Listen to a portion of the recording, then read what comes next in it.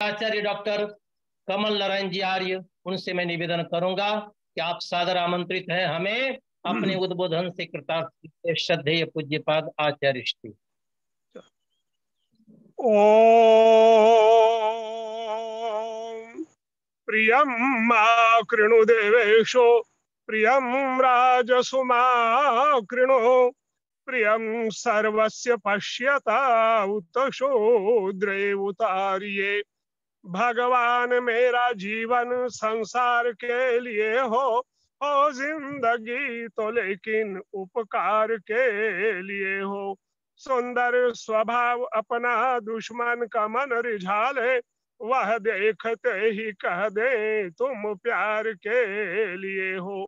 हम में विवेक जागे, हम धर्म को न भूले, चाहे हमारी नैया मझधार के लिए हो। मन बुद्धि और तन से संसार का भला हो, चाहे हमारा यह सर तलवार के लिए हो।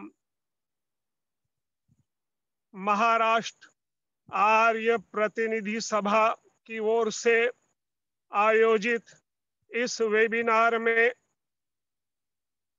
जितने भी प्रतिभागी अथवा श्रोता संचालक आदि हैं, सभी का हार्दिक अभिनंदन करते हुए आज विश्व यज्ञ दिवस पर सबका अभिनंदन है, सबको बधाइयां हैं।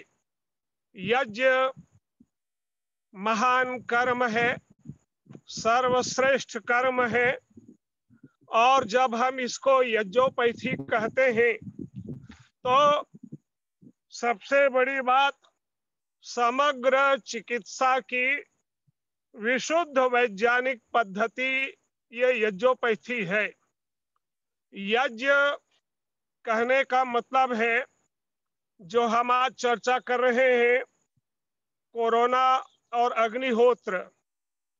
अग्निहोत्र से कोरोना से बचने का उपाय करना। यज्ञ देव यज्ञ है, अग्निहोत्र है, हवन है, जो विज्ञान की जिस पृष्ठभूमि पर आधारित है उसमें पदार्थ की कारण शक्ति को उभारा जाता है। ये एक पहली महत्वपूर्ण स्थापना हुई कि पदार्थ की कारण शक्ति को यज्ञ के द्वारा उभारने का कार्य होता है। इसमें समिधा दहन, घी या तूप हवन, जड़ी बूटी यजन और मंत्रोच्चार से आस्तवन मतलब डिस्टिलेशन, ऑक्सीकरण मतलब ऑक्सीडेशन, और धुनीकरण फ्यूमिगेशन, साथ ही साथ वाष्पीकरण इवापोरेशन, संघनन जिसको कंडेंसेशन कहते हैं, संघनन के बाद चूंकि मंत्रोच्चार भी उसमें होता है, इसलिए ध्वनिकरण और आयनीकरण के द्वारा इसके माध्यम इन रासायनिक अभिक्रियाओं के द्वारा सुगंधि, स्फूर्ति और शांति प्राप्त होती है। तो हवन यज्ञ महान वैज्ञानिक कर्म है। इसमें महर्षि दयानंद सरस्वती की सबसे बड़ी वैज्ञानिक भविष्यवाणी, अनेक भविष्यवाणी है यज्ञ संबंध में, किंतु आज मैं केवल यजुर्वेद के 22वें अध्याय का जो 6वां मंत्र है, जो अग्नये स्वाहा सोमाय स्वाहा आदि मंत्र आया है, उस मंत्र का भावार्थ, ऋषिकृत भावार्थ आज आपको सुनाता हूं। महर्षि दयानंद जी महाराज उस भावार्थ में लिखते हैं, कोई भी वस्तु, कोई भी पदार्थ स्वरूप से विनष्ट नहीं होता, किंतु अवस्थान्तर को पाके सर्वत्र फैल जाता है। इसी से सुगंध, मीठापन, पुष्टिकारक और रोगनाशक पदार्थों को आग में होम कर औषधियों की शुद्धि के द्वारा संसार का निरोगपन सिद्ध करना चाहिए। इतनी बहुत बढ़िया वैज्ञानिक भविष्यवाणी ऋषि ने की, जो कहते हैं संसार का निरोगपन, संसार की आरोग्यता यज्ञ से सिद्ध करनी चाहिए। 4 प्रकार की औषधियों का वर्णन किया। देखो, यज्ञ, सबसे बड़ी बात हवन जो होता है वो अन्न अन्नाद की प्रक्रिया से प्रारंभ होता है। पहला मंत्र जब अग्नि आधान करते, अन्नम अन्नाद्या आदधे, अन्न अन्नाद को ही प्रजनन, पोषण और संवर्धन, ये 3 इसके द्वारा, ये जागने के द्वारा होता है, ऐसा वैज्ञानिकों ने माना, जिसमें cell fission, cell division, assimilation और एलिमिनेशन और प्लस ग्रोथ, ये अन्न अन्नाद की प्रक्रिया। जब आगे हम बढ़ते हैं तो यजुर्वेद के 3रे अध्याय का पहला मंत्र समिधा आहुति अर्पित करते हुए पढ़ते हैं, समिधाग्निम दुवस्यता घृतैर्बोधयता तिथिम आस्मिन हव्या जुहोतना। अग्नि, मंत्र और आहुति, इन तीनों से यज्ञ बनता है। ये बार बार इसलिए कहा जाता है कि यज्ञ की पृष्ठभूमि में प्रारंभिक स्थापना ये करने के लिए कहा गया। अग्नि, मंत्र और आहुति तीनों से यज्ञ बनता है। बिना अग्नि के हवन नहीं होगा, बिना मंत्र के हवन नहीं होगा, बिना आहुति के हवन नहीं होगा। तो अग्नि और मंत्र पर चर्चा नहीं करेंगे। आहुति के 3 भाग हैं इस मंत्र में, समिधा, घृत और आस्मिन हव्या जुहोतना, इसमें हवि सामग्री आहुति दें। तो समिधा, जिससे, जैसे मैंने कहा, समिधा दहन से, दहन के लिए, अग्नि तैयार करने के लिए हवन कुंड में समिधाओं को, उससे अग्नि तैयार करना। समिधाओं के चयन में, समिधाओं के प्रयोग में ऋषियों ने बड़ी बारीकी और सावधानी रखी, और ऐसे दूध वाले वृक्षों की सूखी लकड़ियों का नाम समिधा रखा, जिसके द्वारा समिंधन क्रिया हो, भली प्रकार जले और उसका प्रभाव बने। इसमें आम, पीपल, बड़, गुलर, शमी, पलाश, चंदन, विकंकत आदि वृक्ष के की सूखी लकड़ियों, काष्ठ का प्रयोग बताया।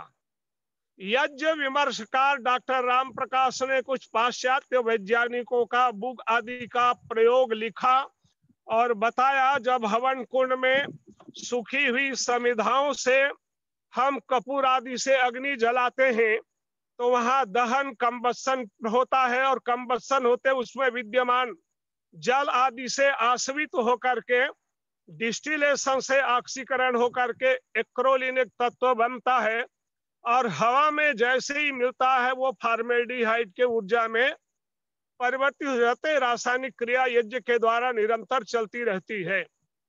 तो समिधा दहन, घी हवन, घी माने गाय का तूप, गाय चा तूप, और गाय का तूप का मतलब है देसी गाय का तूप।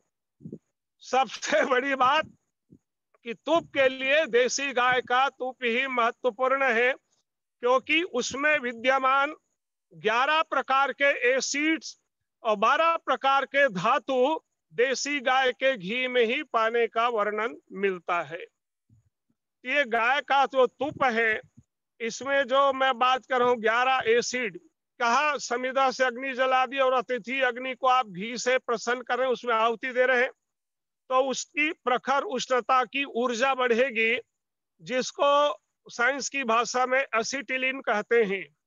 एसिटिलीन के 2 काम है, बॉडी और माइंड के टेंशन को खींच के दूर करना, और हवा में या पर्यावरण में, वातावरण में जहां तक फैले वहां तक के विषाक्तता को खत्म करना, वहां की विषाक्तता को। ये गौ घृत का बड़ा महत्वपूर्ण है।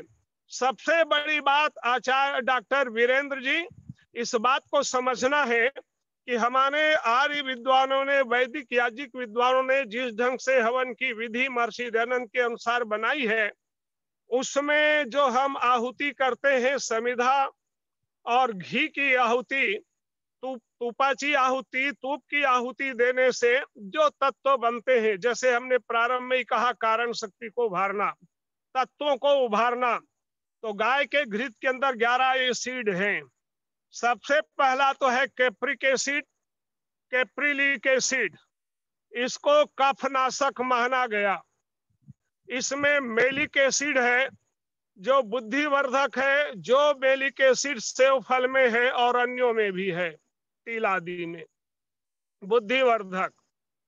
ओलिक, लॉनिक और लिनोलिक एसिड ये इसमें महत्वपूर्ण पाए जाते हैं। ओलिक और लॉनिक एसिड को कैंसर कीटाणु की विषाक्तता को खत्म करने वाले तत्व मानते हैं। इसमें स्टेरिक एसिड है, मायरिस्टिक है, पामेटिक एसिड है। ये सभी कोई रक्त शोधक है, कोई रक्त संवर्धक है, कोई आरबीसी या डब्ल्यूबीसी को ठीक करने वाले हैं। मात्रा कितनी है परिमाण में, वो बहुत थोड़ी थोड़ी मात्रा में विद्यमान है। ऐसे तत्वों के संघात से जो गाय का तुप है, ये जब होम करते हैं तो ऊर्जा बढ़ी, घी हवन से ऊर्जा बढ़ गई, अब तैयार हो गई एक मात्रा, क्योंकि घी का भी मेल्टिंग पॉइंट, बर्निंग पॉइंट, देखो यज्ञ विज्ञान में मेल्टिंग पॉइंट का बड़ा महत्वपूर्ण है कि कितने डिग्री सेल्सियस में ये जलकर इसके तत्व फैलेंगे। तो विद्वानों ने माना है कि गौ के तुप का मेल्टिंग पॉइंट 250 सेंटीग्रेड है। उतना तापांश, उतनी ऊर्जा हवन कुंड के ऊपर हो, और जब उसमें हम डालें, जड़ी बूटी का यजन करें, तो वो ऑक्सीकृत होकर के वांछित गैस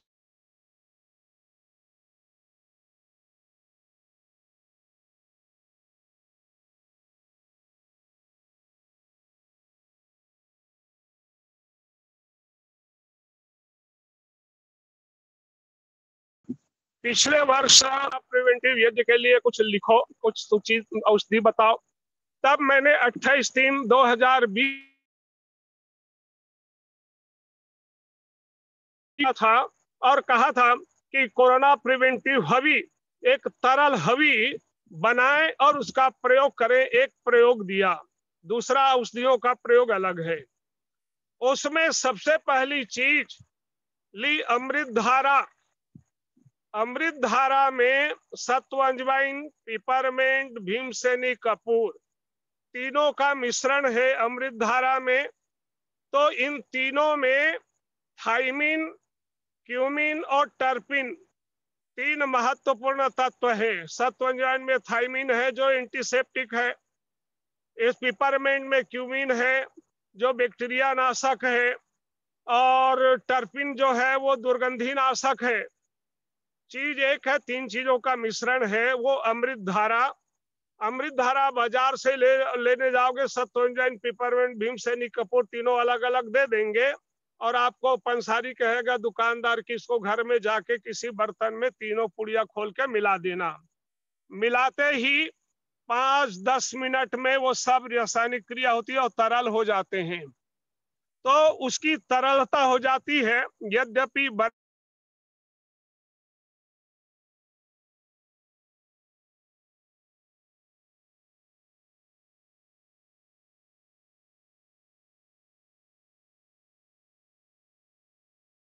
जी ने दिव्य के द्वारा दी बनाई उसको ले लेते हैं, तो वो कोरोना प्रिवेंटिव यज्ञ हवि में सबसे पहले चीज अमृत धारा 10 ml लें, उसमें मिला दें और भी चीजें जैसे इलायची का तेल,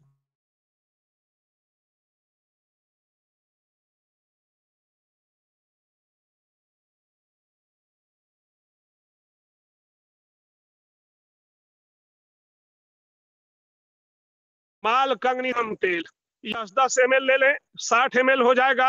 इसको मिला दें और इसको पाव भर या आधा किलो घी में मिलाकर या तो हवन करना तो उस समय हवन कर ले, अथवा इस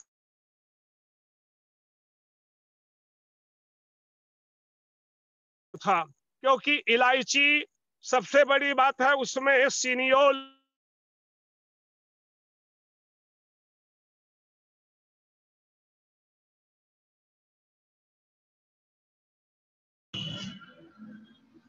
नमस्ते आचार्य जी, आपका आवाज वीडियो और बीच बीच में रुक रहा है। पर्याप्त मात्रा में लॉन्ग टेल में होने के कारण यूजिनाल को भी सूक्ष्म जीवाणु नाशक माना।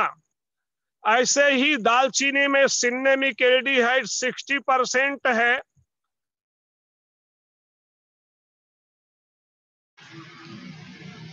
आचार्य जी, कोई दूसरे ऐप अगर आपके मोबाइल में चल रहे हो तो वो बंद रखेंगे तो कनेक्टिविटी इश्यू जरा हो रही है, वो कम हो जाएगी। बीच तो बीच में वीडियो सिनेमी रुक के रहा है। तेल में कोरोना प्रिवेंटिव हवी के अंदर इन 6 चीजों को मिला करके, ऐसे ही मालकंगनी के तेल में एमायरिन है, वो बुद्धिवर्धक है।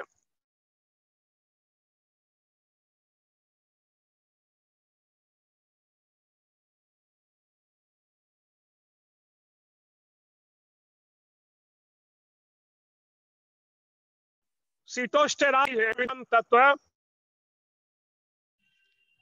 आचार्य जी, आचार्य जी, आचार्य जी, वीडियो बीच बीच में रुक रहा है, शायद कनेक्टिविटी इश्यू है। अगर दूसरे एप्लीकेशन कुछ चालू होंगे तो वो बंद करने से शायद समस्या हल हो जाए, और फिर से आपको अनम्यूट भी करना होगा।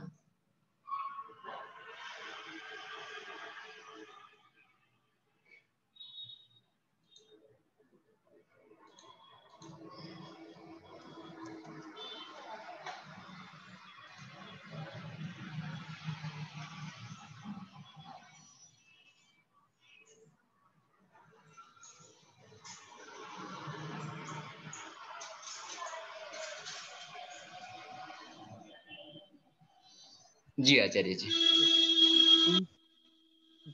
जी, आ रही आवाज? हाँ जी, आ रही है। हेलो, ओम, आ हाँ, रही है? आ रही है, आ रही है। बीच बीच में वीडियो रुक रहा है, पता नहीं आ क्यों। रही ना? हाँ। अच्छा अच्छा, वो नेट का कुछ प्रॉब्लम हो सकता है। जी जी। फिर रुको। हाँ जी। तो कोरोना प्रिवेंटिव हॉई में ये 6 तेल का प्रयोग लिखा था मैंने, जिसमें सिटोस्टेरॉल, सेल्पेजिन और बेंजोइक एसिड मालकंगनी तेल में पाए जाते हैं, जो मलेरिया रोधी भी है, कृमि कुष्ठ नाशक भी है और सूक्ष्म जीवाणु रोधी है। तो वास्तव में कोरोना प्रिवेंटिव हब में इन चीजों का प्रयोग महत्वपूर्ण किया जाए, ये लिखा था। इसको व्हाट्सएप आदि से भिजवा भी दिया जाएगा लोगों को चाहेंगे तो, या आपके पास आ गया होगा। जहां भी आवाज ना आए, रुके तो कृपया बता दीजिएगा। जी हवन में ये प्रयोग करते हैं तो कई बार हम लोग आइसोलेशन वार्ड जैसे बनाते, तो हवन के द्वारा आइसोलेटेड करना अपने क्षेत्र को इन औषधियों के द्वारा। और सबसे बड़ी बात कि ये विशुद्ध सैनिटाइजर है। अन्य सैनिटाइजर से ये हम इसको रखे रहते हैं अपने जेब में, दिव्य धारा अमृत धारा को उसके हथेली में लगा के और सूंघते हैं, तो थाइमिन, क्यूमिन, टर्पिन जाने से पूरा वो यहाँ तक के मानते हैं कि कोरोना के बचाव के लिए बड़ा उपयोगी है ये दिव्य धारा। तो इसी तरह से उस समय हमने कोरोना रक्षक हवन साहब्य सामग्री भी प्रयोग लिखा था। 16 जड़ी बूटी का उल्लेख किया था। वैसे मेरी पुस्तकों में तो 84 जड़ी बूटी सर्वरोगनाशक है, वो है, पर विशेष करके इसको ढूंढा गया कि जो विषाणु नाशक हो, जो सूक्ष्म जीवाणु रोधी हो, जो रक्त संवर्धक हो और जो हृदय को बल दे, ऐसी चीजों का प्रयोग। इसीलिए दालचीनी का तेल और बादाम तेल उसमें हमने बताया था, क्योंकि उसमें मेरिस्टिक, पामेटिक, स्टेरिक, लॉनिक आदि एसिड हैं, जो सबसे बड़े काम करते हैं, सिरोरोग नाशक, क्षयनाशक तत्व हैं। हवी हव्य सामग्री जो हम आहुति दी जाती है कोरोना प्रिवेंटिव हवी के अंदर, सबसे बड़ी बात अकरकरा एक औषधि है। अकरकरा, जिसको अकोर करो ऐसा गुजराती में कहते हैं, अकोर करो। अकरकरा शायद मराठी में ही कहते हैं, स्पेनिश पेल्लिटोरी अंग्रेजी में इसका नाम है। इसमें 9 प्रकार के ऐसे तत्व हैं जो हृदय को गति देते हैं, सूक्ष्म जीवाणुरोधी है, कीटनाशक है, पक्षाघात नाशक भी है। और सबसे बड़ी बात की अकरकरा की जड़ में, अकरकरा के आ रही ना आवाज शास्त्री जी, वीरेंद्र जी, आ रही? जी आ रही है, आ रही है, आवाज आ रही ना? हाँ जी आ रही है, रुक तो नहीं रही? नहीं नहीं अभी नहीं रुक रही। तो सबसे बड़ी बात, अकरकरा की जड़ में एक इन्यूलिन एक विशिष्ट तत्व है जो पागलपन या उन्माद नाशक है, जो अकरकरा के जड़ में 50% है। 50% तो केवल इन्यूलिन है। यद्यपि इन्यूलिन कुठ एक औषधि है, उसका बताऊंगा, उसमें 18% है, और गेंदा फूल की जड़ के अंदर 10% है। ऐसे ही पोहकर मूल में भी कुछ मात्रा में है, पर अकरकरा में ये सर्वाधिक मात्रा में है, और इसको जलाएं।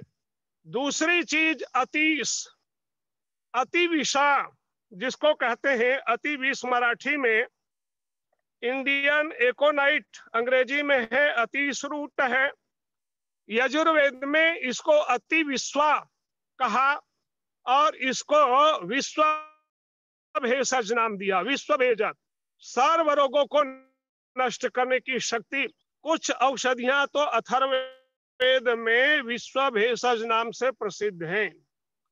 सर्व रोग नाशक में अतिविषा, अतिश्रूट का सबसे बड़ा वर्णन आता है, जो 10 प्रकार के रोगों को दूर करने का सामर्थ्य रहता है। ऐसे ही जो कुष्ठ, मैंने कहा कुष्ठ, अथर्ववेद में कुष्ठ नामक औषधि के रूप में उसका प्रयोग हुआ। मराठी में शायद उसको कोष्ठ या उपलेट कहते हैं, और उसमें 18% इल्यूनिन के अलावा उसमें कैलोमेन और कैलोमेन आदि तत्व महत्वपूर्ण है, जो 10-12 रोगों के साथ सूक्ष्म विषाणुरोधी उसमें विशेष तत्व है। कुष्ठ दूसरा, और एक उसके साथ विश्व भेषज औषधि में जोड़ ले वेखंड, मराठी में वेखंड, वेद में वच, प्रचलन में घोड़वच, घोड़ावच कहते हैं उसको। तो वेखंड जो है वो विश्व भेषज औषधि है, उसमें भी इसी प्रकार के तत्व महत्वपूर्ण है। इनको जड़ी बूटी हमने मात्रा भी दी हुई है, और 16 काल में अर्थात भूनिम का प्रयोग भी बड़ा महत्वपूर्ण करने का विधान मिलता है। इसके अलावा कुटकी एक औषधि है, कुटकी, बाल कड़ू गुजराती में, मराठी में केदार कड़ू, उसको समझिए। पिक्रोराइजा, उसमें मैनिटोल, एपोसाइनिन, सिटोस्टेरॉल, देखो सिटोस्टेरॉल बहुतों में है, जो कैंसर कीटाणुओं के लिए घातक है, और ऐसे वायरस, फंगस, बैक्टीरिया बहुत घातक है। कुटकी महंगी औषधि है, उसका कंद लिया जाता है, उसका प्रयोग करते हैं। इसके साथ साथ कौच बीज, केवाच, कौच का प्रयोग करने का विधान हमने लिखा। उसका नाम कपी कच्चू संस्कृत में है, लेकिन मराठी में कुहिली या कवच उसको मराठी में कहा। कामन काऊ इच अंग्रेजी में उसका नाम दिया है। ये सबसे बड़ी बात, सूक्ष्म जीवाणु रोधी के साथ साथ ये कंपवात नाशक है। पार्किंसन जिसको कहते हैं आजकल बहुत है, पार्किंसन कंपवात में ये बहुत बढ़िया काम करता है। जैसे मोठ नामक एक अन्न होता है, मोठ अन्न में डोपा नामक रसायन होने के कारण वो कंपवात में बढ़िया काम करता है। इसी प्रकार से रासना एक औषधि है। रासना औषधि 80 वात विकारा मानते, 80 वात विकारों में अधिकांश को विनष्ट करने की शक्ति रासना में है। तो ऐसी चीजों जड़ी बूटी में यजन करते हैं। कोरोना प्रिवेंटिव हब में इनको आप सभी लोग प्रयोग कर सकते हैं। गुग्गुल का प्रयोग तो बहुतायत से करना चाहिए। गुग्गल देवधूप है, मराठी में भी गुग्गुल ही कहते हैं, सब जानते हैं। गम गुग्गुल या इंडियन डेलियम। इसमें 11 प्रकार के ऐसे तत्व हैं जो 11 प्रकार के रोगों को, संधि शोथनाशक है, स्मृति वर्धक है, त्रिदोष शामक है, बल कारक है, कंठ शोधक है, अर्बुदनाशक है, अस्मरी भेदन है, पथरी को नष्ट करने वाला है। तो ऐसा ये जो गुग्गुल है, अथर्ववेद में इस पर सूक्त का सूक्त आया और मंत्र में कहा, नतम यक्ष्मा अरुंधते नैनम शब्दो अश्नुते यम भेषजम गुलगुलो सुरभिर गंधो अश्नुते। हे गुग्गल, जिन घरों में तुम्हारी धुनी जी जाती उसमें यक्ष्मा अर्थात महामारी के रोगाणु नहीं रह पाते, कोई दैवी प्रकोप नहीं हो पाता। तो गुग्गल एक गम गुग्गल है, पेड़ की गोंद है महंगी है लेकिन बहुत बढ़िया। उसके साथ में हम यदि वो प्रयोग कर दें, लोभान, कौड़िया लोभान बहुत काम करता है, वो महत्वपूर्ण है। इसी तरह कोरोना नाश के लिए आप देखेंगे तो बहेड़ा, इसको वेद में अक्ष कहा है कि मंगल फलाक्षवत्याम यजति, ये मंगल फल है। अक्ष विभीतक बहेड़ा ये बहुत सूक्ष्म जीवी नाशक है, इसलिए इस दृष्टि से रख करके उसको रखा। एक महत्वपूर्ण औषधि अथर्ववेद के चौथे कांड के और 17वें सूक्त में आया, जिसमें कहा अज श्रृंगी अजा रक्षा सर्वान गंधे न नाशय। हे अज श्रृंगी औषधि, तुम अपने गंध से सारे राक्षस रोगों को दूर भगाते हो। अब अज श्रृंगी बाजार में प्रचलित नहीं है, उसका नाम बाजार में मेढ़ा सिंगी है। मेढ़ा सिंगी के नाम से सब लोग उसको जानते हैं, बाजार में दुकानदार उसको दे देता है। तो अथर्ववेदी इन औषधियों का प्रयोग करते हुए, क्योंकि जो हम मूल सिद्धांत में है कि कोरोना प्रिवेंटिव यज्ञ में यज्ञ विज्ञान के द्वारा पदार्थ की इन कारण इन तत्वों को निकाल करके वायु के द्वारा फैलाना और मंत्रोच्चार से होमीकृत औषधियों से श्वासों से जा करके और धुनीकरण फ्यूमिगेशन प्रोसेस से अंदर भी बड़ा लाभ करता है और बाहर भी उसको। यद्यपि आज कोरोना दूसरे और तीसरे स्ट्रेन में पहुंच करके ऐसा लग रहा है कि जैसे कोरोना वायरस के साथ साथ कोई जैविक हथियार हो जिसको कहीं से कोई बैठ करके रिमोट से कंट्रोल कर रहा है या प्रभावित कर, ऐसा लगने लगा है। तो इसलिए यदि केवल ये वायरस हो तो वो यज्ञ के द्वारा रोकने में, लेकिन यदि वो जैविक कोई ऐसा प्रयोग कर दिया गया है वो, तो उसमें थोड़ा वो जीवट होता है, लेकिन यज्ञ के द्वारा हम अपने रक्षा कवच चारों ओर बना सकते हैं और उसकी सुरक्षा में ये यज्ञ कर सकते हैं। यद्यपि अब जापान के वैज्ञानिकों ने ऐसा माना, कुछ समय पहले व्हाट्सएप में आ रहा था कि गाय गोबर के कंडे की आग में गौघृत 1 मिलीलीटर डालने से वो कई टन ऑक्सीजन, ऐसा कह रहे हैं, अभी वो प्रयोग होना बाकी है।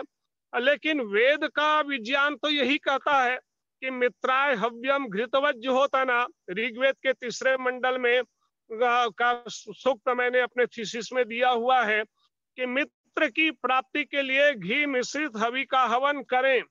अब मित्र माने फ्रेंड नहीं है, यहाँ मित्र माने प्राणप्रद वायु, ऑक्सीजन की प्राप्ति। तो वैदिक विज्ञान, वैदिक यज्ञ विज्ञान ये मानता है कि अग्नि के जलने से मात्र कार्बन डाइऑक्साइड ही नहीं बनता, बल्कि प्राणप्रद और बलप्रद वायु का निर्माण होता है। इस पर प्रयोग, यांत्रिक प्रयोग किया जा सकता है और वो सत्य में निश्चित आएगा।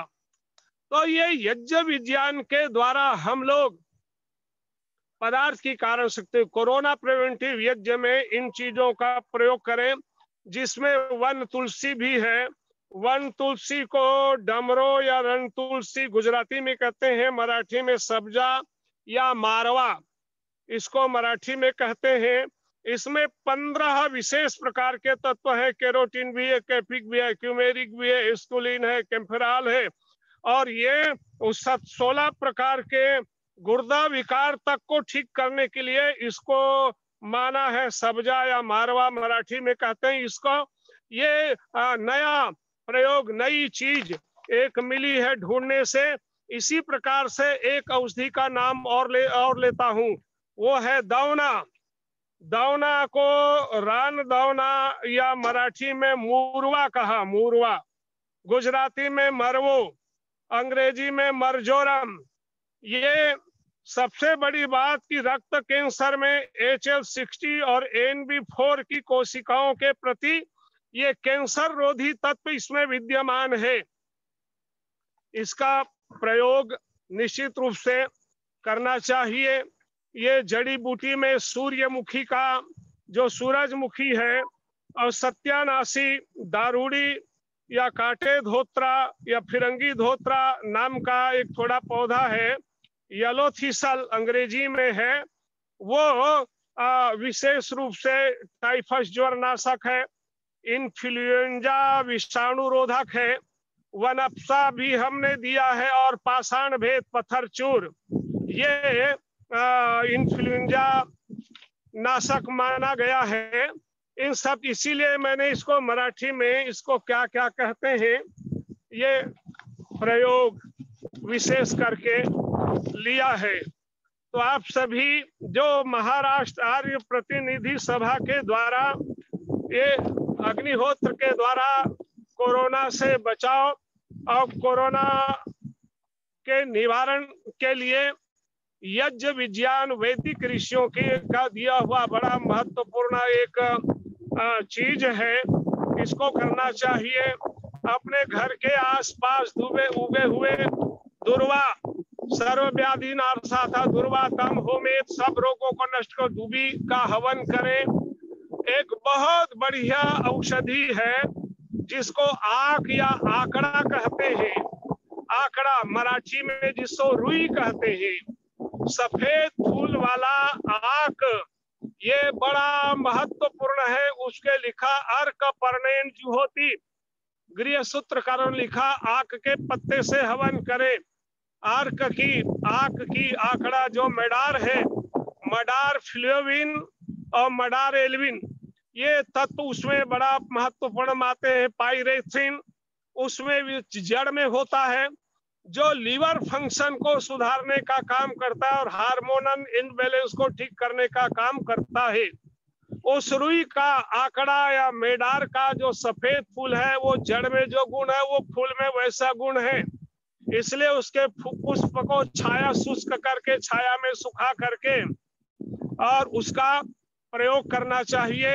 यद्यपि हाई बीपी वालों को ये बताया जाता है, लिखा है कि मेडार का या रुई का सफेद फूल माला बना के गले में धारण कर ले या हाथ में बांध ले, तो HBP में, हाई बीपी में वो तुरंत जो है वो काम करता है और बीपी को कंट्रोल करता है। तो ये आश्चर्यजनक औषधियों, हमारे आसपास की अरण्य औषधियां और ग्राम्य औषधियां, 54 प्रकार की अरण्य औषधियां और 54 ही अरण्य और ग्राम्य औषधियां 108 प्रकार की हैं। उनमें ये आकड़ा या रुई, ये मेडार, ये बड़ा महत्वपूर्ण है।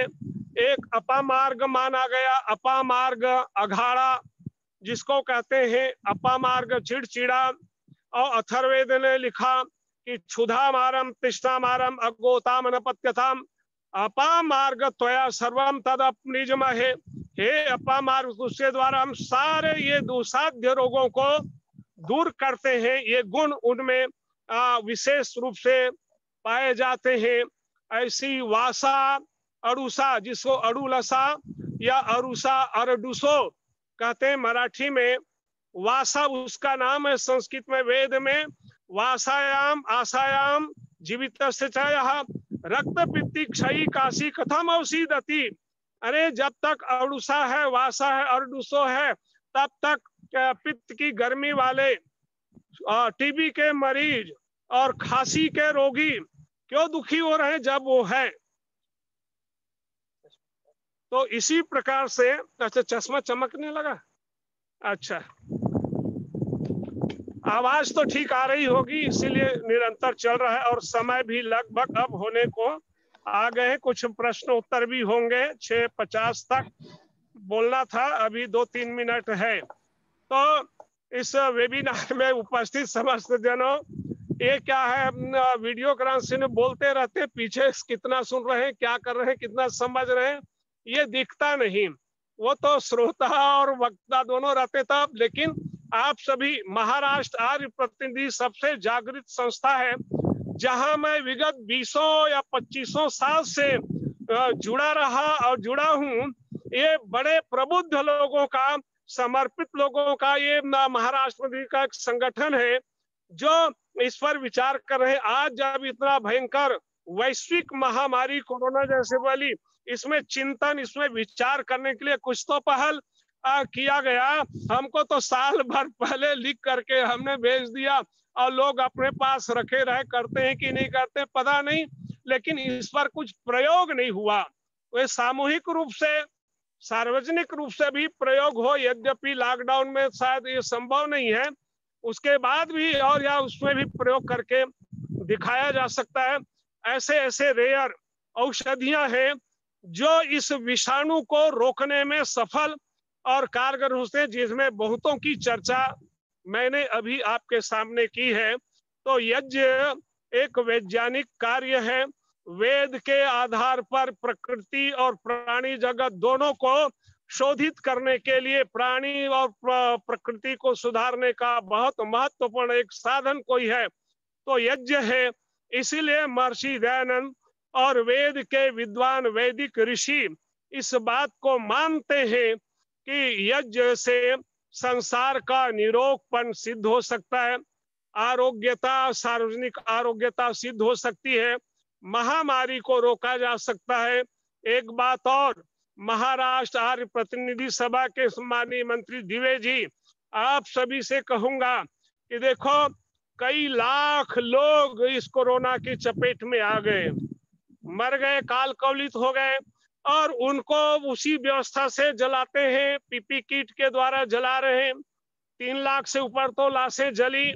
अब इन लाशों के, शवों के जलने से जो दुर्गंधी और उसके दुष्प्रभाव पैदा होंगे और उसका पर्यावरण में जो प्रभाव होने वाला है वो बड़ा घातक होगा। इसलिए कहा, ऋषि ने तो कहा भाई घी सामग्री खूब डालो। अब ये कोरोना में मरे हुए मरीजों घी सामग्री कहाँ से डाले, वही लोग करते हैं। तो इसके लिए एक सामूहिक विशाल से विशाल यज्ञों के द्वारा ये दिवंगतों के प्रति श्रद्धांजलि, उनकी शांति के लिए, और इन सबसे बढ़ करके यदि हम पर्यावरण में इसकी विषाक्तता शवों के जलने से बढ़ रही है, उसको रोकने के लिए ये हवन को चाहे जितने खर्च हो जाए, व्यय की चिंता छोड़ करके जीवन बचाने के लिए, से बचने के लिए इस प्रयोग को करने के लिए सोचा जाए, ये सुझाव है। और अब चूंकि समय मुझे दिया था वो पूरा हो गया, और कुछ चर्चा, कुछ प्रश्नोत्तर भी होंगे, बहुत बातें छूट जाती बोलने में, तो आप सभी, मैं यहीं पर अपने इस वक्तव्य को विराम दे रहा हूं, और आप सभी इसको आगे कैसे चलाना, 10 मिनट और बाकी है। ओम शांति शांति शांति।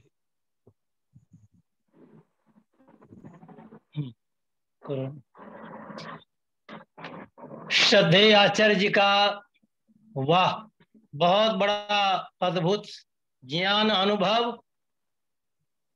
एक MBBS डॉक्टर, MD डॉक्टर या फिर आयुर्वेदिक डॉक्टर, वो डिग्री प्राप्त डॉक्टर, एक अनुभवी डॉक्टर, आचार्य श्री का बहुत बहुत धन्यवाद। इतने सुंदर सुंदर जो है प्रमाण के साथ इन्होंने औषधियों का नाम गिनाया, और यज्ञ में इतना कारगर है, इस बात को इन्होंने सिद्ध किया है। श्रद्धेय आचार्य जी का पूरा जीवन ही यज्ञ से जुड़ा हुआ है, आर्य समाज से जुड़ा हुआ है, वेदों से जुड़ा हुआ है। आप सभी जितने भी महानुभावों ने सुना है, सुन करके कहीं ऐसा ना हो कि हम इस कान से सुनकर के इस कान से निकाल दें। अपने घरों में इस यज्ञ विज्ञान को लागू करें, अपने घरों में इस यज्ञ को शुरू करें, ताकि महर्षि दयानंद का जो बताया हुआ नियम है, आर्य समाज का जो सिद्धांत है, उसको हम सुने ही नहीं, जीवन में चरितार्थ करने का प्रयास भी करें।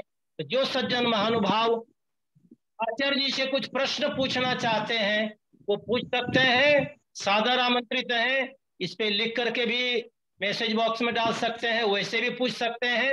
श्रद्धे जी, आचार्य जी सभा से जुड़े हुए हैं, हम सब से जुड़े हुए हैं, हम इनसे जुड़े हुए हैं।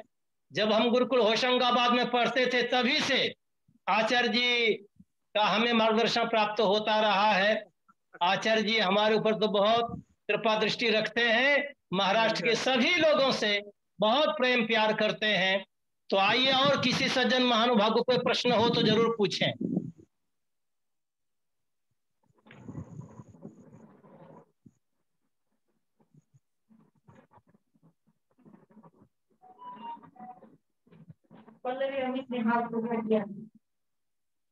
बोलिए बोलिए पल्लवी जी, आप कुछ पूछना चाहती हैं तो बोलिए बहन जी। नमस्ते आचार्य जी। नमस्ते जी। आचार्य जी, आपने बहुत ही सम्यक रीति से बहुत अच्छा विवरण हमें यज्ञ के विषय में बताया। मेरी एक शंका है आचार्य जी कि जब घर में दैनिक हवन रोज करते हैं तो आपने बहुत सारी औषधियां आज उसके बारे में जानकारी दी, पर दैनिक हवन में ऐसी कौन सी अलग चीजें हैं जो सामग्री से अलग है और घर में आसानी से उपलब्ध है, वो हम सामग्री से मिला सकते हैं? उन औषधियों के बारे में आप हमें यदि बता सके तो कृपा होगी। जैसे हमने सुना है कि सरसों अथवा तुलसी के पत्ते हो या सूखी तुलसी की टहनी हो, इन सबको हम मिला सकते हैं। जी बिल्कुल बिल्कुल। तो इससे अलग और क्या? तो सामग्री में 4 प्रकार। पल्लवी जी आ रही आवाज? हाँ, सामग्री में 4 प्रकार की औषधियों का उल्लेख ऋषि दयानंद ने किया। उसमें जैसे रोगनाशक में स्वामी जी ने लिख दिया, गिलोय आदि भर लिख दिया। बाकी को रिसर्च करते रहिए तो आप गिलोय ले सकते हैं। सुगंधित में उन्होंने लिख दिया जावित्री, जटामासी, है ना। तो जावित्री घर में ना हो, महंगी चीज है। तो उसके अलावा आप ले लें सुगंधित में, जैसे हमने कहा रानदावना, जो मुरवा है, दावना या तुलसी का पत्ता है, ये गुलाब के फूल में गेलिक एसिड होने से मना प्रसाद कर है। चंदन ना हो, परफलाल ना हो तो उसमें फिर दूसरे तत्वों से आप मिलाइए। तो अन्न में पुष्टि कारक में अन्नों का ऋषि दयानंद ने लिखा। अन्न में आप ले सकते हैं, मूंग डाल सकते हैं। तिल सर्वोपरि औषधि है हवन की। तिल, काले तिल, लेसिथिन पर्याप्त मात्रा में है, इलेडिक एसिड है उसके अंदर, जो तिलों को पाप नाशक माना गया है। ग्राम्य धान्य के अंदर ये घरों में तिल, जौ ऐसी औषधि है। जौ जिसे जौ समझ रहे ना, मिल जाता है जौ में 12 प्रकार के एमिनो एसिड्स पाए गए। प्याज में 8 एमिनो एसिड है, तो प्याज को जला नहीं सकते, लेकिन जौ को जला सकते हैं हवन में। हरड़ जो है, हर्रे के अंदर 18 प्रकार के एमिनो एसिड है, जिसमें अर्जिनिन क्षयनाशक भी तत्व है। तो ये घर में उपलब्ध तिल है, जौ है, मूंग है, गेहूं थोड़ी मात्रा में थोड़ी मिला दे, और इलायची और लौंग तो होते ही है। तेल ना मिले कोई बात नहीं, इलायची का सिनियोल और टर्पिनियोल और यूजिनाल लौंग का आपको उसमें घी में डाल दें या सामग्री में डाल करके हवन कर लें तो मिल जाएगा। तो घर में उपलब्ध इन 16 आहुतियों के लिए, दैनिक अग्निहोत्र के लिए, रोगनाशक में गिलोय ले ले, सुगंधित में तुलसी के पत्ते, तुलसी या और दूबी, रानदावना ले ले, और पुष्टिकारक में अन्नादि ले ले, और मिष्ट गुण युक्त में किशमिश है या छुहारा है, घर में उपलब्ध है, उसमें गुड़ डाल दे। शक्कर भी ज्वलनशील होने के कारण जलाने में काम करता है, इसलिए उसको डाल सकते हैं, उसकी और बातों को ना सोचकर। ये 4 प्रकार के औषधियों में आप 5-7 औषधियों का भी प्रयोग कर सकते हैं, और 50, 56 और 84 भी कर सकते हैं। ये आपके सामर्थ्य उपलब्धता पर निर्भर करता है। चलिए आगे। बहुत अच्छा। और डॉक्टर रामचंद्र शास्त्री जी लंदन से, जो मेरे मित्र भी हैं, अच्छा, डॉक्टर विज्ञान मुनि जी के सुपुत्र, वो हाँ हाँ, भी मैं कुछ समझ गया, आचार्य उनकी जी पुस्तक प्रश्न मेरे पूछना पास है। चाहते हैं। हाँ जी जी नमस्ते जी, तो आचार्य जी। नमस्ते जी। आपने कि आप प्रश्न पूछें। जी जी, मैंने आपका प्रवचन आरंभ से सुना और आपकी अच्छा, पुस्तिका भी मैंने पढ़ी है। और अभी आपने जो बहुत सुंदर और बहुत व्यवस्थित तरीके से सभी चीजों को आपने रखा, मेरे आपसे करबद्ध प्रार्थना है, इसमें मेरा भी सहयोग होगा कि आपने जो बहुत सारे, जैसे अभी केवल कोरोना महामारी की बीमारी है और बहुत सारी बीमारियां भविष्य में भी आएगी, पहले भी आई है, और ऋषि दयानंद सरस्वती ने जैसे ऋतु अनुसार सामग्री का भी वर्णन किया है, संविधा का भी वर्णन किया है।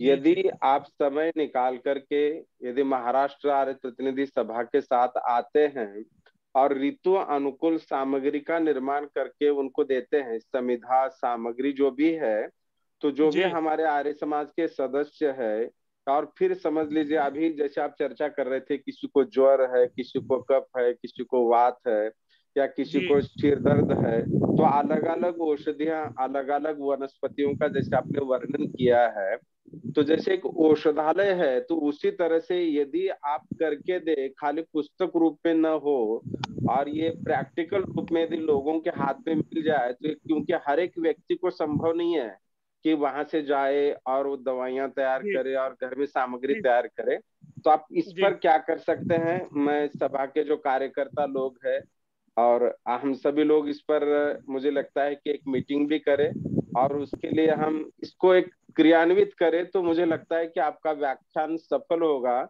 और ये फिर ये हमेशा एक धारा चलती रहेगी। भाई ऋतु के अनुकूल सामग्री जैसे मिलेगी, जैसे आप वैद्य लोग नाड़ी परीक्षा करते हैं और फिर उसका उपचार करते हैं, तो हम ऋतु के अनुसार मुझे लगता है कि वातावरण की शुद्धि और वायुमंडल के लिए हम मित्र बन करके सहयोगी बन सकते हैं। तो प्लीज आप इस पर जरूर कार्य करें। तो बहुत बढ़िया। अभी इस पर आप व्याख्यान देंगे तो बहुत लंबा चौड़ा होगा, परंतु सभा के कार्यकर्ता सुन रहे हैं और इसमें जो भी मुझे लगता है कि हमारा सहयोग होगा वो अवश्य देंगे। और यदि आप चाहते हैं तो मैं पूरा 1 महीना भारत आकर के फिर आपके साथ काम करूंगा। अच्छा, ये बहुत बड़ा। पूज्य विज्ञान मुनि जी को मेरा नमस्ते। अभी बात हुई थी कुछ दिन पहले, पुस्तक मुझे भेंट की थी और इस काम को करेंगे, आपकी भावना सफल होगी। इसको मिल करके देखो, सांगठनिक शक्ति के द्वारा, संगठन के द्वारा कार्य करना, क्योंकि यज्ञ व्यय साध्य है। योग में तो बिछाओ और फूंक मारना शुरू कर दो, लेकिन यज्ञ में तो संविदा सामग्री की उपलब्धता होती है। इसलिए समर्थ संगठन संस्था इस काम को ले। मैं सारा उसका नुस्खा और सारा मेरे पास में लिखा, यज्ञोपैथी के अतिरिक्त भी और भी 56 जड़ी बूटी, ये 16 जड़ी बूटी कोरोना के सारे का की सूची मेरे पास, मात्रा के अनुसार कितने % कौन तत्व है उसमें, उसके आधार पर कितने मेल्टिंग पॉइंट है, उसको मिला करके करें, ऐसा सारा लिखा वो दे दूंगा। खैर, आपका बहुत बहुत धन्यवाद, आपने बढ़िया इसको किया। जी नहीं, बहुत अच्छा, और ये धन्यवाद। हमारे आदरणीय डॉक्टर प्रकाश कदम जी नासिक से हैं, वो आचार्य जी पूछना चाहते हैं। आप तो सभी को जानते हैं, आदरणीय प्रकाश कदम सर। उनके सानिध्य में बहुत रहा वहाँ। अभी डॉक्टर कदम साहब कहाँ हैं आजकल? नासिक में है, नासिक में। अच्छा, नासिक आ गए हैं। अनम्यूट करना होगा उनको। परभणी में थे पहले। कदम जी, आपसे रिक्वेस्ट है कि आप अनम्यूट कर ले अपने आप को। कौन? ओम। ओम हाँ, आवाज आ रही है? हाँ, डॉक्टर प्रकाश कदम जी नमन, नमस्ते। हाँ, नमस्ते नमस्ते जी, नमस्ते। परभणी के बड़े स्वीट मेमोरी आपके साथ है हमारी। कहिए समय। हाँ, चलिए। कोरोना जो है अभी चल रहा है वो कोरोना क्या है, इसके ऊपर साइंटिस्ट लोगों ने बहुत रिसर्च किया है। एक छोटा सा पार्टिकल है, वो ऐसा जीवित पार्टिकल नहीं है, लेकिन पेशियों के साथ मिलकर के वो मल्टीप्लिकेशन वो पार्टिकल के होते हैं, वो लंग्स के ऊपर वो खराब हो जाता है, इतना है। यज्ञ के द्वारा ये जो पार्टिकल्स है किस प्रकार उसके ऊपर अटैक करके कुछ तो उसको सपोर्टिंग करते हैं, कौन सा पदार्थ है, कौन सा पार्टिकल है हवन से निकलता है जो कि वो कोरोना वायरस को डैमेज करेगा, ऐसा एक। और दूसरा जो हवन हम जो करते हैं, आपने पहले शुरू में बहुत इंपॉर्टेंट बात की कि हवन में जो हवी डालते हैं वो जो उसमें जो ऑर्गेनिक जो मैटर्स, ऑर्गेनिक जो पदार्थ बाहर निकलते हैं गैसेस के रूप में, दे आर टेम्परेचर डिपेंडेंट है, टेम्परेचर के ऊपर है। उसका जो मेल्टिंग पॉइंट बोल रहे, मेल्टिंग उसका उसको बोलते हैं कंबशन पॉइंट बोलते हैं, कंबशन पॉइंट बोलते हैं, उसका जलने का जो क्या बोलते हैं टेम्परेचर है, वो कंबशन है। वो हर एक का कंबशन, हर एक पदार्थ का हवी का उसमें जो भी कंटेंट है उसका जो टेम्परेचर अलग अलग है। समझिए घी है, अब घी का है कम इसके ऊपर ही उसका क्या बोलते हैं अपन, उसका गैसेस में रूपांतर हो जाता है। और समझो ज्यादा अगर टेम्परेचर हो गया तो जरा नुकसान भी हो जाता है। ये सब हवी जो पदार्थ है उसमें जो आप जो बोल रहे हैं फॉर्मल्डिहाइड है, अलग अलग जो द्रव पदार्थ है वो उसका नष्ट भी होने का ज्यादा। डॉक्टर साहब तरल फार्म में द्रव फार्म में जैसे दालचीनी का तेल, दालचीनी या इलायची का तेल 212 डिग्री सेल्सियस में जलेगा तेल, और यदि उसको दालचीनी इलायची को वैसे ही जलाएंगे तो वो 250 में जलेगा, 252 डिग्री में। इसको सबको समझ करके प्रयोग करना पड़ेगा। महर्षि दयानंद ने संस्कृत घी का विधान लिखा, घी का संस्कार करने का विधान लिखा, और तेल वर्ग में माने शालिग्राम निघंटु में तेल वर्ग में दिखा कि घी से जो है तेल भी उपयोगी काम करता है। नारियल का तेल, करंज तेल, अलसी का तेल, अतसी, तो इसमें सब बढ़िया प्रयोग हो सकता है। आपका बहुत स्वागत है, बहुत दिनों बाद आपसे साक्षात हुआ। धन्यवाद। जी जी जी जी। तो और मेरा थोड़ा मैं बढ़ाता हूँ ऐसा, इसमें ये सब टेम्परेचर डिपेंडेंट है। समझिए यज्ञ करते समय जो अपन घी डालते हैं वो घी ज्यादा टेम्परेचर, जहां पर ज्यादा उष्णता है वहां पर डालना, क्या लकड़ी जल रही है अभी उसका टेम्परेचर नहीं बढ़ा वहां पर डालना अच्छा होगा? नहीं, टेम्परेचर को बनाए रखने के लिए अग्नि की ऊर्जा जो उठ रही समिधा दहन से उसको बनाए रखने उसको डालें, तब फिर 250 सेंटीग्रेड से ज्यादा उसका प्रयोग होगा। कई चीजें तो 484 डिग्री सेल्सियस में भी जलते हैं, है ना, कुलंजन है और भी कुछ चीजें हैं, देखा था। आजकल कैसा ऐसा टेम्परेचर तो अब तक तो हमने कभी गिने नहीं। जब हवन करते हैं, हवन के किस भाग का कहाँ पर टेम्परेचर ज्यादा कम रहता है वो अपन तो गिने नहीं है, ऐसा लग रहा मुझे। तो मैं एक सजेशन देता आपको, मशीन रखनी पड़ेगी। नहीं ऐसा नहीं। अभी जो इंफ्रारेड थर्मामीटर है, रिमोट टेम्परेचर मेजर करने के, जैसा कोरोना में आज यूज हो रहा है ना, ऐसा दूर से टेम्परेचर मिलते वैसे टेम्परेचर थर्मामीटर्स मिलते हैं, इंफ्रारेड थर्मामीटर। और जिस भाग के ऊपर अपन रखने का नहीं, जिस भाग को उसको पॉइंट करेंगे वहां का टेम्परेचर दिखेगा। तो एक बहुत बड़ा क्या बोलते हैं रिसर्च बोलो क्यों क्या, एक ऐसा आपने तो बहुत अच्छा एक साइंटिफिक आपका ये है, क्या बोलते हैं आपका प्रवचन, ऐसा वैसा प्रवचन है, बिल्कुल साइंटिफिक आपका प्रवचन है, विज्ञान के अनुकूल ही सब बातें कर रहे हैं। तो धन्यवाद जी। ये सजेशन का कहीं तो अपन उसका यूज करेंगे फ्यूचर। चलो धन्यवाद। बहुत बहुत धन्यवाद कदम सर का। कदम सर तो प्रबुद्ध है और आचार्य जी से उनका अच्छा प्रेम भाव भी है। श्रद्धेय आचार्य अविनाश जी जो गुरुकुल परली के ही स्नातक हैं, वो आपसे कुछ पूछना चाहते हैं। अविनाश जी। अच्छा, हाँ पूछिए अविनाश जी। नमस्ते। प्रणाम आचार्य जी। हमने आपके श्री चरणों में बैठकर यज्ञ भी किया गुरुकुल में, और मैंने वृष्टि यज्ञ का प्रशिक्षण भी लिया। तो अच्छा।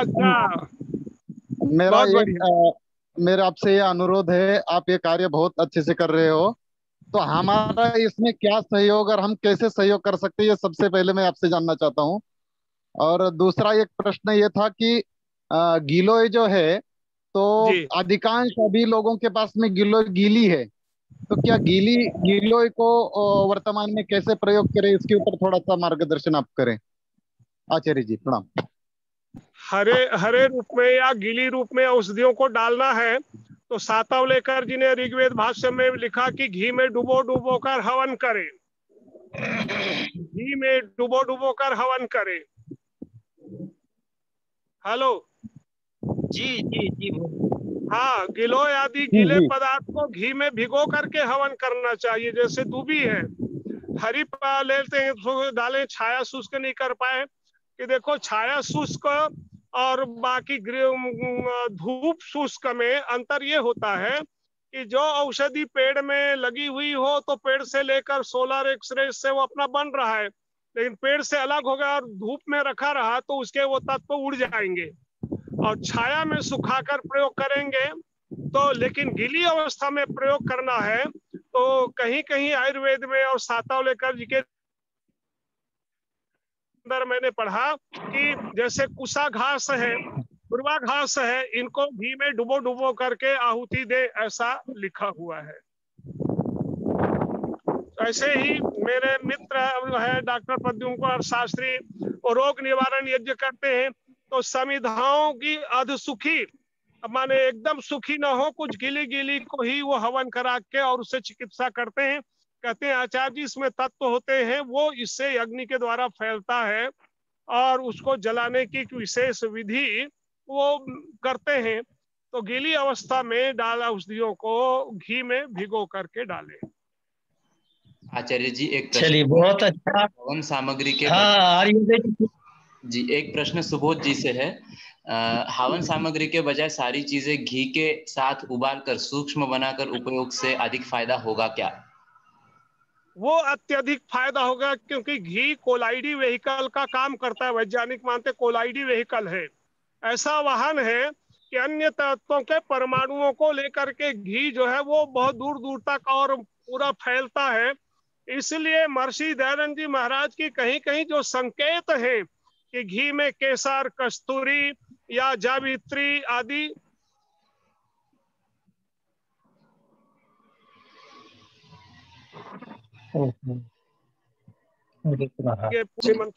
रखें और फिर उसका हवन करें, ऐसा लिखा है। मेरे यहाँ मैं वेद परिसर कृषि फार्म में हूँ और राजनांदगांव जिला में, और खुले में बैठा हूँ। अब थोड़ी मौसम बिगड़ के वर्षा होने लग रही, खुले में बैठा हूँ, वर्षा हो रही है। तो आप करिए, कहाँ तक चलाना है, 7 से ऊपर हो गए। बोलिए डॉक्टर वीरेंद्र चलिए जी। बहुत सुंदर आचार्य जी, आपने बहुत सुंदर सभी प्रश्नों का उत्तर दिया। और जिज्ञासु जो श्रोतागण है उन्होंने भी बहुत अच्छे अच्छे प्रश्न रखे हैं। हमारे लगभग 150 लोगों ने इस ज्ञान विज्ञान का फायदा उठाया है। सभा के माध्यम से आयोजित इस वेबिनार